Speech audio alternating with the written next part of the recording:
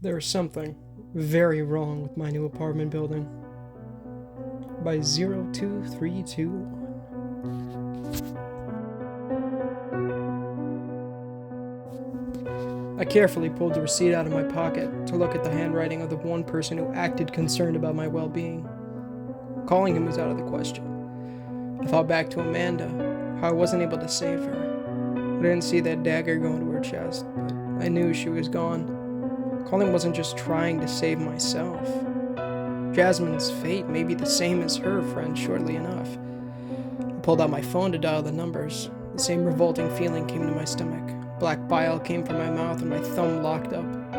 The promise that Siren would answer gave me enough strength to push through those awful feelings to finally hit the final number. I heard his voice, but not what he said.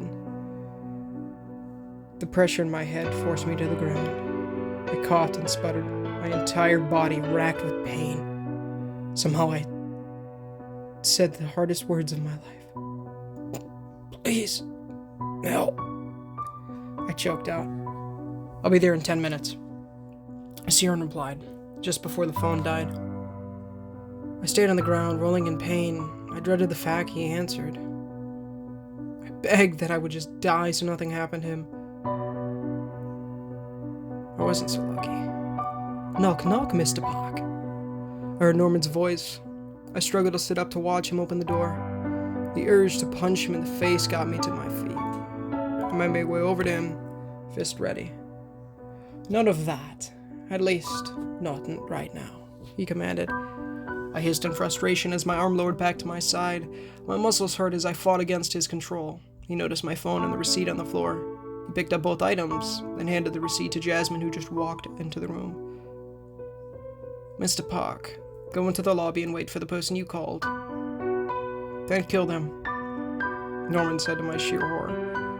Jasmine pulled out a lighter to set the small scrap of paper on fire, leaving no trace behind. Norman kept my phone, and I knew I would never see it again. An expression came over my face, one I couldn't control. I was smiling. Something just below the surface was looking forward to hurting Siren. This wasn't me. No amount of struggling or internal screaming made any difference. I was trapped in my own body, helpless to stop what was coming. Outside, I appeared calm. Inside, I wanted to run and scream. 10 minutes was like an eternity of waiting. Finally, Siren arrived at the lobby doors, a worried look on his normally calm face.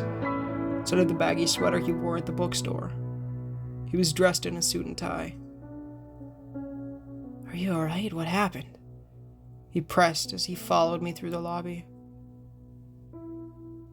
It's easier to explain upstairs, the other voice controlling my body said.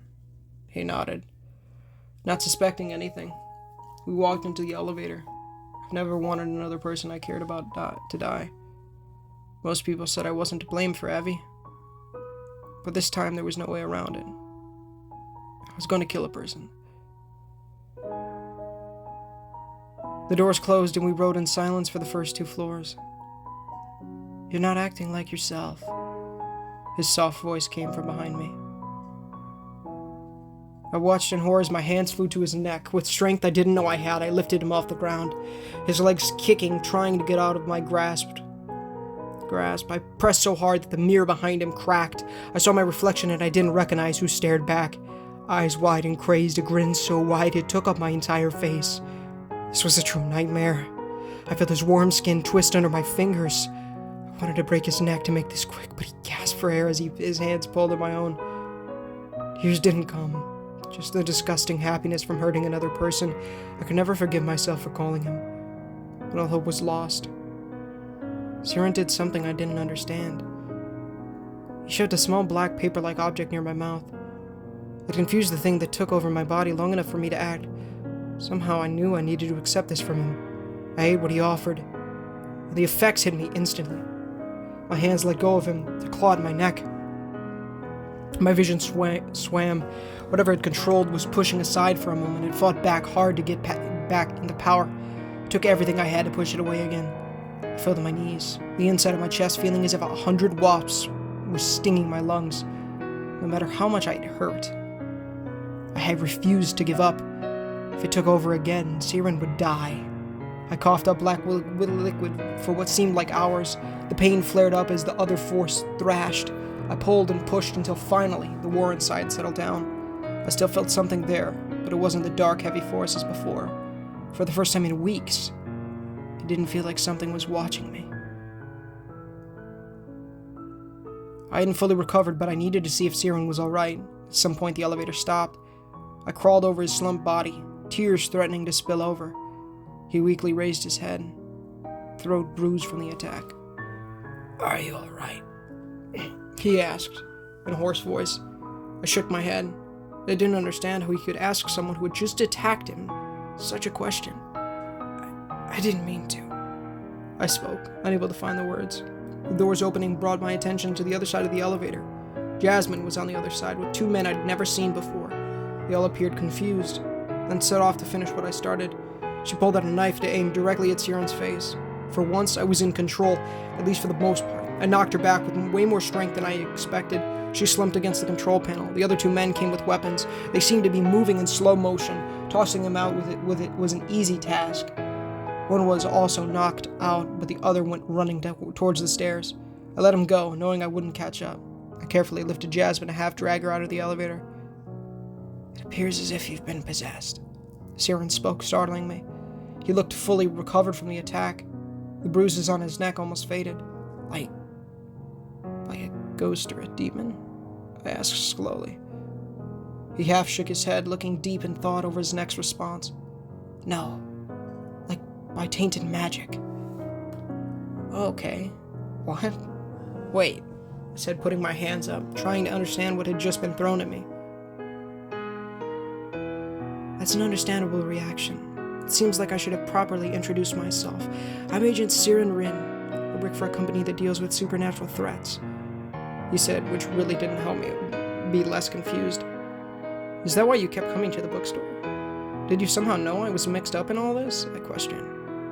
"No, I like books. However, I did sense there was something different about you. I was uncertain if that was because you were a half-breed or a human being affected by magic in some way." At least, that was a straightforward answer. It did leave me with more questions, though. "So does that mean your company didn't send you to deal with what's going on in this building?" He shook his head at the question. I have left a message with them. We're short on manpower. If they are aware of this building, then they did not deem it as enough of an emergency to take action. If I do not return in 3 hours, they'll send backup." I looked over to the two people I knocked out. I wasn't sure how many people we would need to deal with, or what kind of powers Norman held. I doubted we could hold out for 3 hours. "Why are you here, then?" I said, wondering why an agent was acting alone. "Because you asked for help," Siren said in a very warm tone. I nearly broke down and cried after he spoke. I doomed the both of us because I couldn't keep my issues to myself. "I'm so sorry, I never should have..." I started, but he cut me off. May I use your full name?" he asked. I nodded and went on. "Yijun, none of this is your fault. You should not apologize for the actions of others." It was strange hearing my name after so long. I nodded, pushing back the tears that refused to go away. I took a moment to rub my eyes clear. Siren offered help, and I asked for it. That was all. It had been so long blaming myself for everything. I didn't know how to react when someone said I wasn't guilty. "How did you know my name?" I asked, knowing I didn't tell him. "Caller ID," he answered back. The simple answer made me laugh for the first time in months. With that cleared up, we now needed a plan to get the heck out of here. "What did you do to me? I mean, how come I'm not under Norman's control anymore? And can we do the same to everyone else?" I said, trying to understand what skills he had. Siren looked away as if he was guilty of something. "I should apologize for that. I took a risk. I can purify darkness, sort of. My power risked your life. If you weren't strong enough to take hold of the magic that was left behind, you would have died. I highly doubt the same outcome would happen to the others. They accepted the darkness and the power it brings. If I purify them, it'll erase their entire self." I looked down at Jasmine, wondering if that was true. She did appear to be enjoying herself. If what with Amanda really happened, she willingly handed her life over. Even if other people were like me, there would be no way to tell. Siren only used his power because he knew I would die soon anyways. Anyway. If we knew that someone wouldn't die from being purified, should we try it? We'll need more people on our side to get out of here, I pointed out.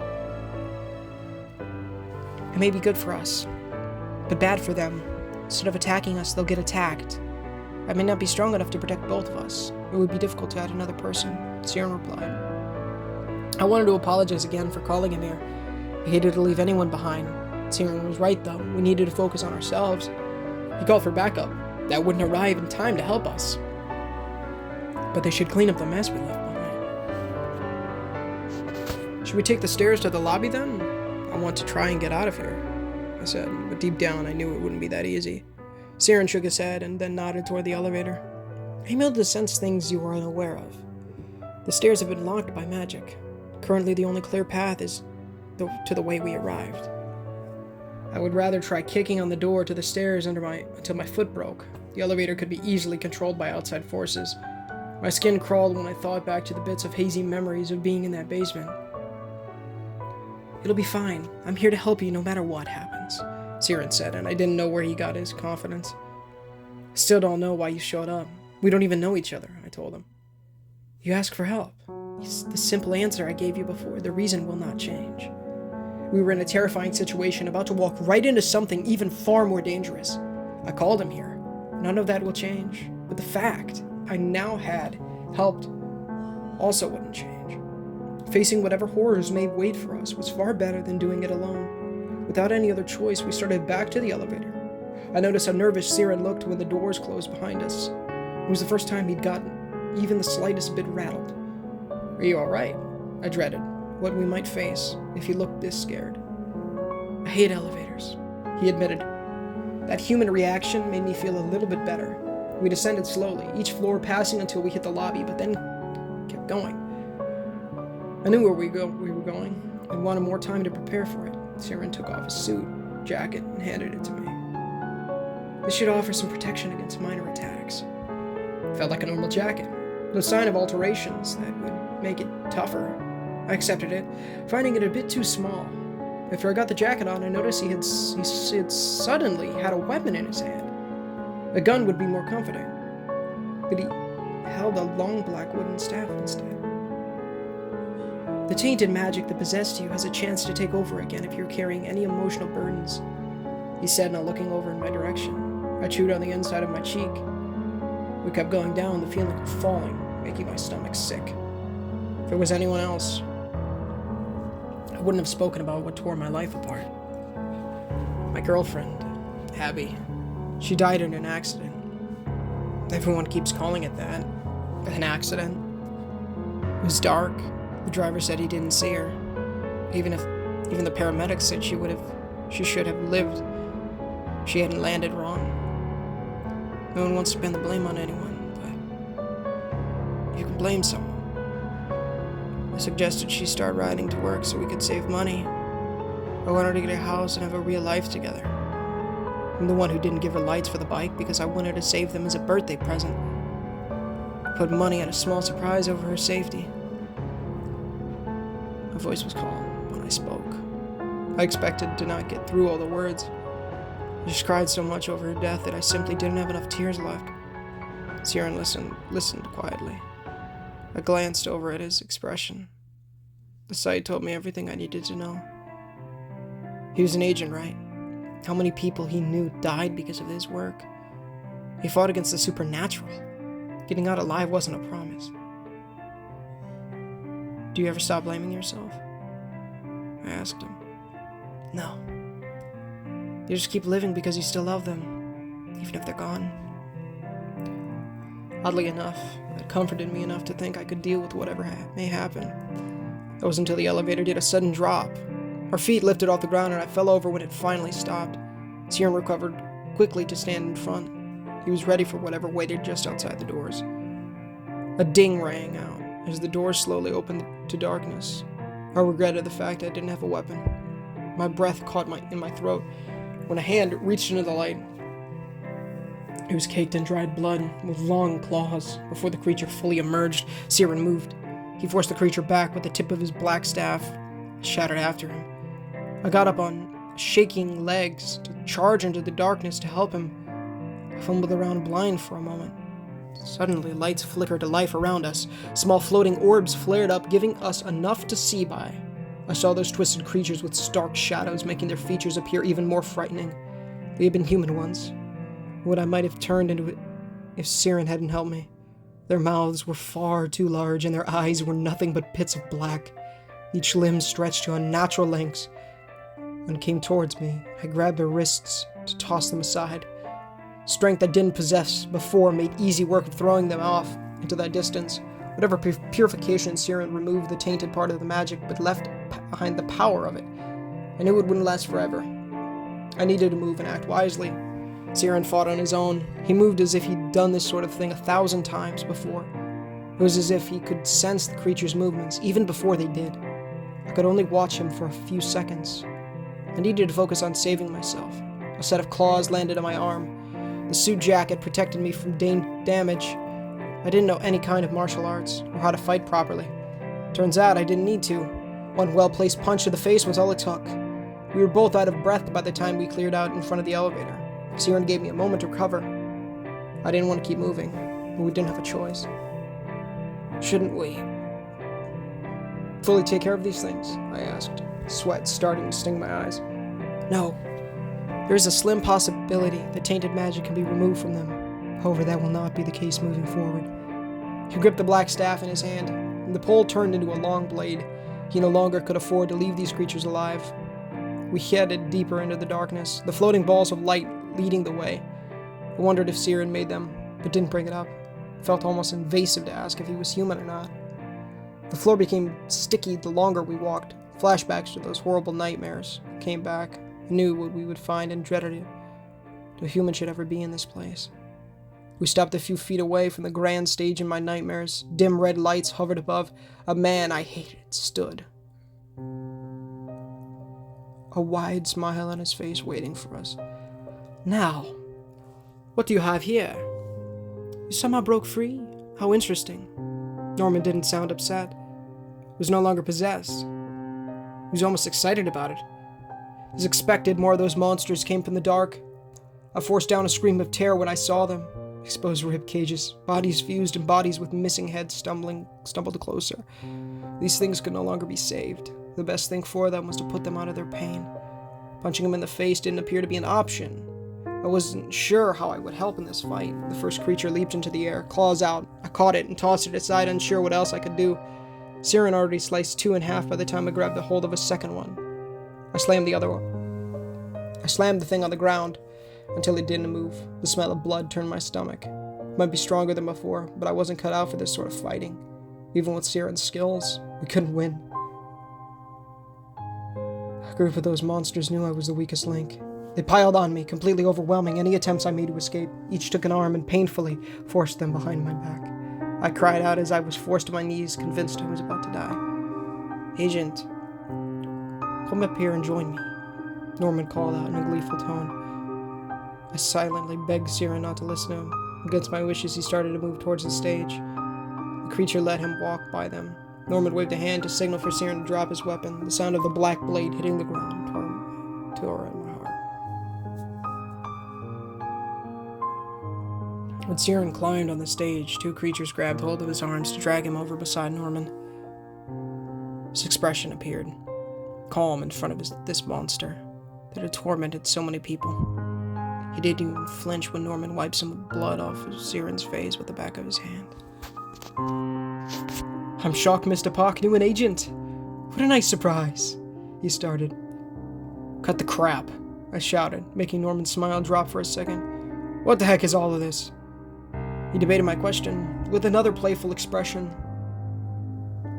Norman turned to face me. I rarely get to do a villain's speech. I think it'll be fun.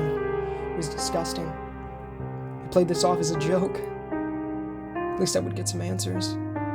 As you may be aware, I am placing tainted magic inside humans. It brings out their suppressed traits, letting them act on any impulse that comes to mind. No mortals, no regrets, just sheer bliss from their actions.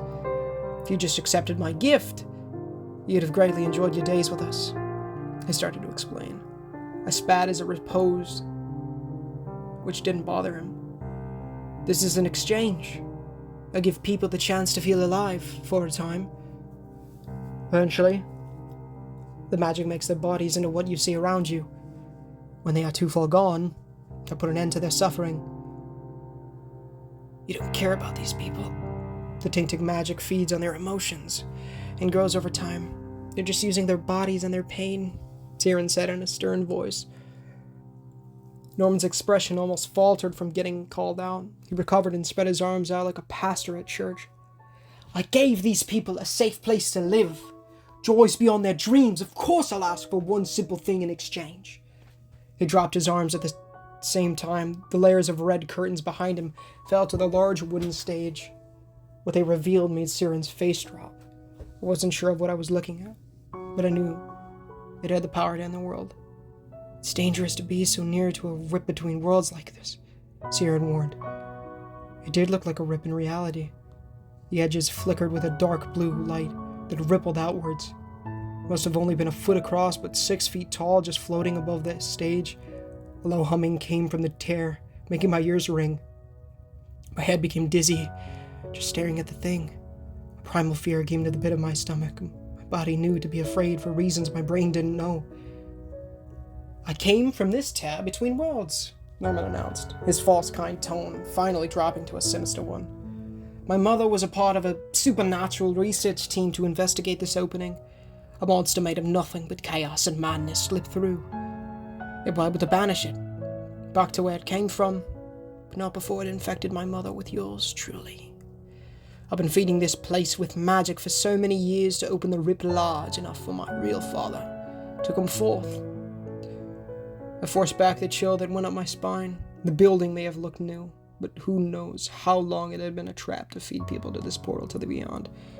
Norman lured in people who no one would look for when they went missing to keep this going for so long. I hadn't told my parents where I moved. I imagine it was the same for everyone else who arrived here hoping for a new start. If you let that tear open any further, what's on the other side will destroy this world, Tyrion stated. He slightly pulled at his restraints, testing them. As a response, the monsters held me into place, bit down hard on my shoulder. The suit jacket kept the sharp teeth from digging into my flesh, but the pressure almost broke my bones. Almost broke bones. Seeing this, Tyrion stopped his minor struggle. I'm aware of that fact, so thank you for coming here and helping me towards my end goal. Norman walked over to Tyrion, a large half-circle blade in his hands. I yelled for him to stop, ready to beg for the other man's life. If he wanted me to become possessed again, I would. I couldn't bear another person dying because of me. The blades touched the back of the agent's neck. His face was even as if he was ready for death. He made eye contact with me and smiled in a way he must have thought was comforting. I could do nothing but watch as Norman grabbed hold of Tyrion's hair, then pulled the blade towards him. The steel cut through without any effort. In the blink of an eye, the person who answered my call for help had his head neatly removed from his body. Dark blood poured down the front of his white button-up shirt. Norman's cackling laugh echoed through the darkness.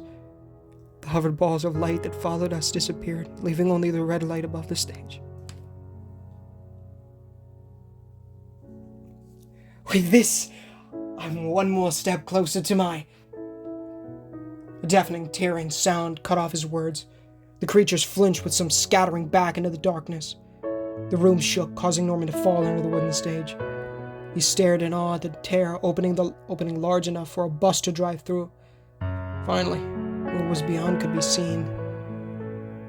Nearly lost my mind from just looking at it for a few seconds. Massive monsters moved beyond the rip between worlds, so many of them twisted into each other, an alien land. No human mind should ever be able to understand what those things were. So many eyes stared outwards, noticing an opening to a planet they could easily take over. That world was nothing but chaos. I should have killed an agent sooner. Who knew that it had this much magic? Norman shouted beyond ecstatic. as he completed his life's goal. When I drew my eyes away, I noticed something else that shouldn't be possible. Siren's body didn't collapse when the other creatures ran off. When Norman didn't even turn his head to see the black liquid come spilling out of the neck wound, or Siren's head turning into the same black ooze. Hope came to me for half a second, only to be crushed when I saw what my friend was transforming into.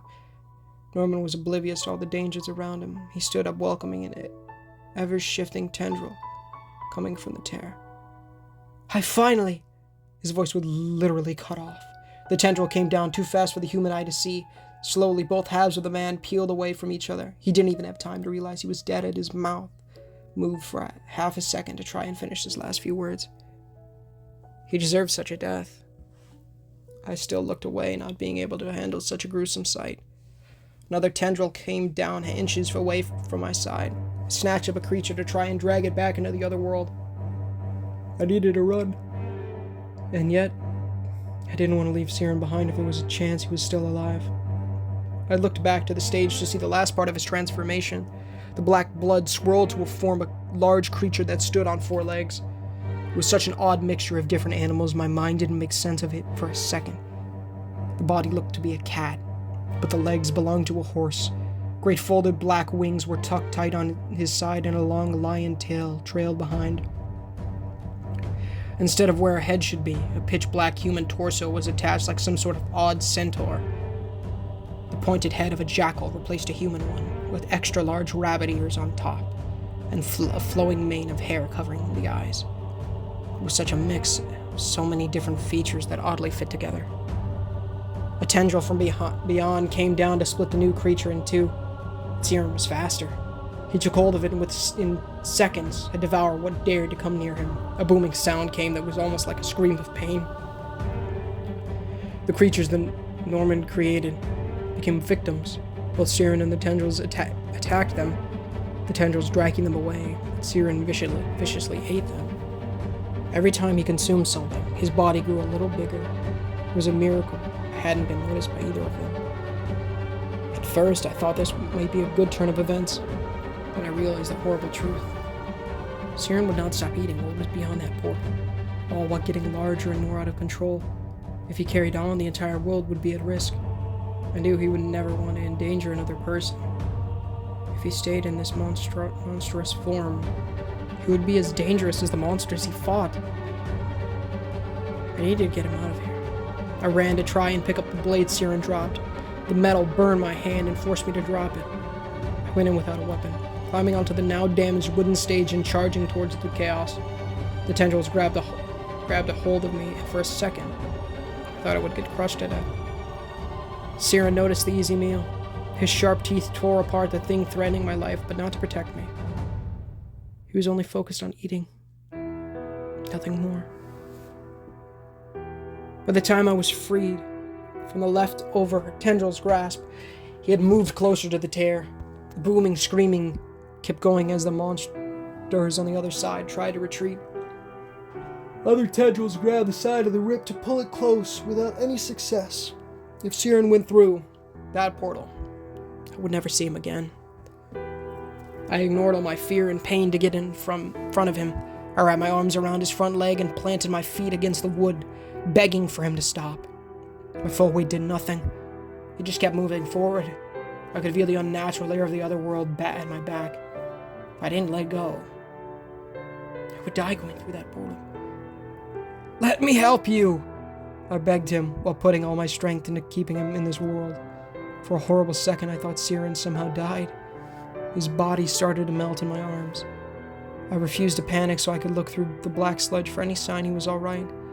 I felt an arm in the pile and needed to dive in to pull the rest of the body out. Siren came out from the now disappearing thick pile, asleep, but alive. His neck with a thin scar around it.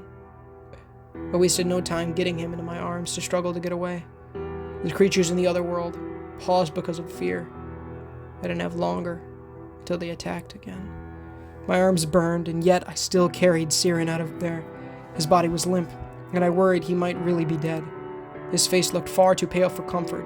Knowing the coast was clear, the creatures from beyond forced their way out of the tear. I pushed my body hard to start running. I didn't care. I didn't dare look back to see how close those monsters were. I saw the light of the elevator, my legs shaking from effort and my lungs burning. I felt the horde of chaos on my back, and as I jumped into the light, I finally looked to see nothing but a wall of those twisting tendrils. The doors closed just in time to keep us safe. Or I thought so. The elevator started to move. Then I felt something hard hit underneath us. Those things were trying to get in. They pushed the steel box upwards with their efforts. I feared they would slam the elevators and us in it against the top of the shaft. I almost regretted letting this darkness into the world, trying to save a friend. Instead of dying, the doors opened to the lobby. I hauled Siren out just before the tendrils burst through the floor. To my shock, the lobby wasn't empty. So many people in suits stood almost as if they were waiting for this moment. 2 people grabbed us to pull us to safety as 5 more ran over to the elevator. The tendrils were shot back by an invisible force those agents used. Within seconds, they sealed up the opening with some sort of magic I didn't understand. I had questions tossed my way. I didn't understand anything they said. My vision swam and I found myself falling to the floor. I woke up, head heavy, convinced I was still in the lobby. I sat up, yelling, looking for danger. My mind finally caught up to my surroundings. I wasn't in my apartment building. I was in some sort of private hospital room. I got out of bed, wanting to know what the heck happened. When I opened the door, I startled the person who was about to come in as much as they startled me. I blinked a few times thinking I was seeing things. The nurse wore light blue scrubs, but her body was made of something that looked a lot like pink jello. Unable to help myself, I placed both hands on her face to squish her cheeks. Her skin was cool, and the experience was pleasant. She seemed to enjoy herself until she pulled away and suddenly slapped herself in the face. "Lalo, get it together. You're a professional," she scowled at herself. I felt a bit guilty for basically feeling her up without permission, but she didn't address it. "You're not human," I said finally. "That's right. You're at a clinic for the supernatural. It seems like you won't have any lasting damage from your encounter, which is very good." After seeing horrible monsters, it was nice to meet a cheerful and cute one. "Is Siren all right? And what happened to the building?" I pressed, starting to feel worried. "He's fine. In fact, he's in the room at the end of the hall. He'll have more information for you about the aftermath," she said, and was nice enough to direct me to his room. I felt a weight lift off my shoulders when I saw him quietly reading a book in the clinic bed. The nurse left us alone to talk. There was a tray of untouched food on his side table. "Do you want my pudding?" he offered when I sat down. I accepted it, wondering why he wasn't eating. He told me he overate and wasn't feeling well because of it. Aside from that, he was fine. "The corporation sealed the building. It'll take some time to fully close the rip, but it can be done. Tears between worlds happen more often than others think, so it's not their first time dealing with this sort of thing," Siren says as I ate. I suddenly wasn't hungry as I thought about just how many people died over the years and how close I came to joining them. How did it go on for so long? If there is an entire company to deal with this kind of thing, how did Norman carry on the way he did?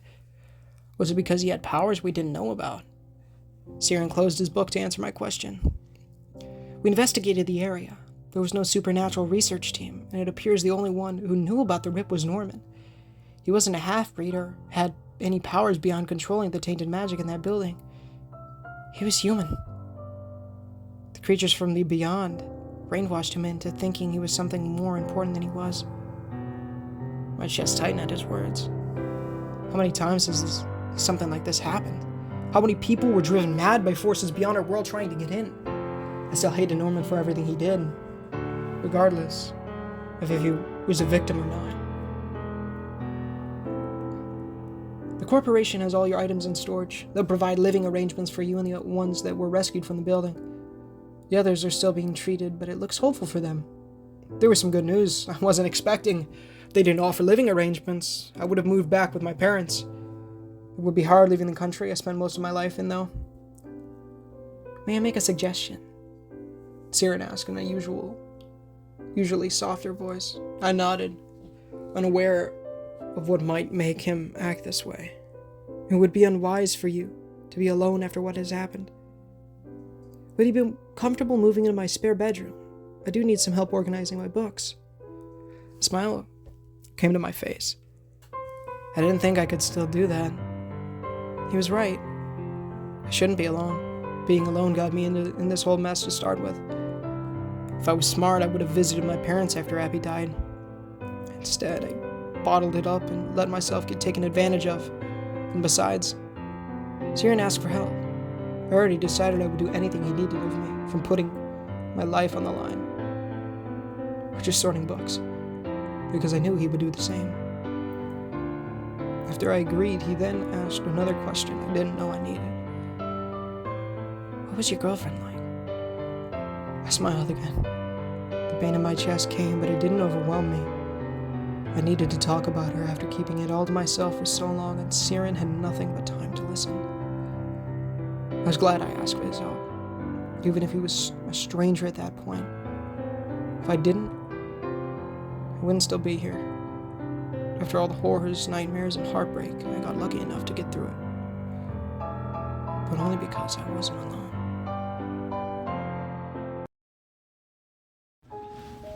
Hey guys, and thank you so much for watching today's story. If you did enjoy, please feel free to leave a like, as it does help the channel innumerably and gets the gospel into people's feeds, as well as please consider subscribing, as we're trying to hit 1,000 subs by the end of the year. If you did it, of course, make sure to repent of your sins and trust in the good Lord Jesus Christ with every heart, soul, and strength. Read the Holy Bible daily, pray to and evangelize people, and make sure to go on the description or in the pinned comments, read the $1,000,000 questions to know how to become born again. Join that Discord, y'all. Link in the description, of course, as well as check out the streams that we do there. God sends, of course, and yeah. But love y'all. God bless you, and until next time, guys. This is Ninja Gamer signing off.